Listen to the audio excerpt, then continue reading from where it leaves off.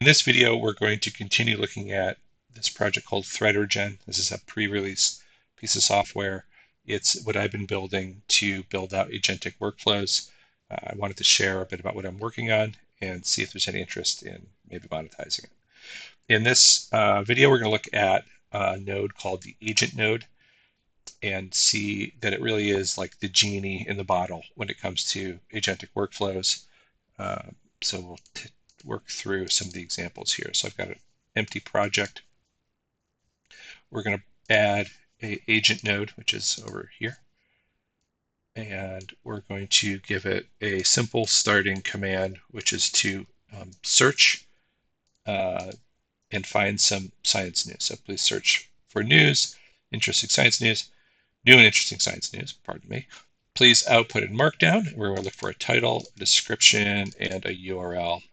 So this is going to generate a list of new and interesting science news.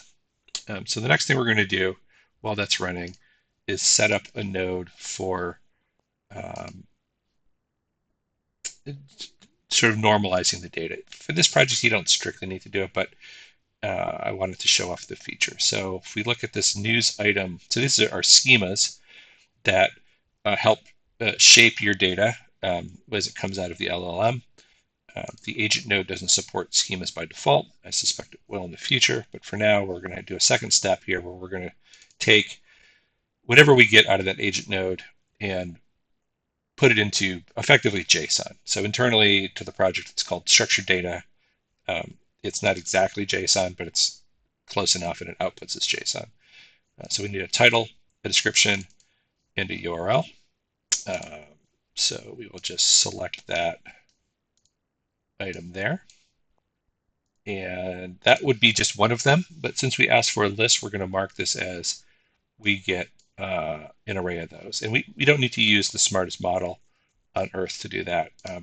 That model is plenty smart to turn this output here. I'll just show you what the output is. Organic molecules, exoplanets, invisible fun. All right, so all kinds of great stuff. So this will take this loose text. We've already have it into a structured data. Great.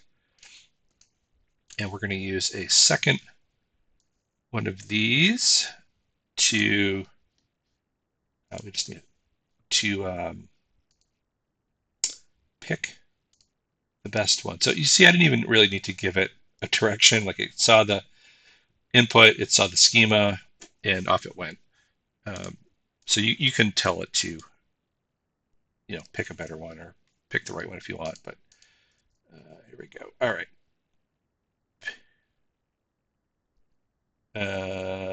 Pick one news item that is interesting. Reject anything too implicit. So you can obviously have whatever criteria you want here. You could have, find one that is unpleasant, or that's about space or medicine, or you think will be good to render, or is otherwise thematic with your channel. So we will just have it pick something that's not unpleasant. And then we're going to use an agent node again to look at the news item that we picked. And we're going to have it basically search about that topic and then generate an image generation prompt that is, to make like an infographic. So we will get that running while we set up the next node. So here we have an image generation node. We will pick something in the landscape shape. Image generation 2, great. We will take this output, connect it to the input, and there we go. So we have our results. We'll get this image generation node running. So I haven't even kept track of what we're going to be drawing here, which is kind of the point, right? Is that like if you turn this into a cron job and you're running this every Thursday to spit out a new piece of content, you don't know what it is. You just have these, these nodes to help shape the output of the LLMs into something that's suitable or and thematic and good. So let's let this run for just a second while we review what we did. So search the internet, find interesting science news. Great. Normalize it into JSON. Again, not strictly necessary in this project, but you could imagine that you save these items in a database for later. You maybe have other tooling around the news items that you want structured data. So this is an important step. Your criteria, picking one, um, that can be, again, whatever you want. And then another agent node to expand on the topic and see if what else is there to know about it. Turn it into an image, and then voila, we've got, I guess that could get bigger. Oh, we can do this right there. Dink.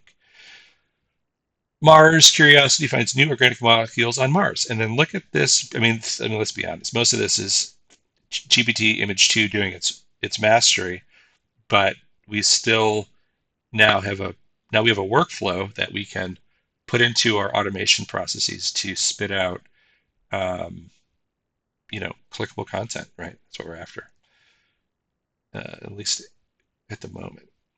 Um, Thanks for watching, and I hope you check out the link to the project and like and subscribe.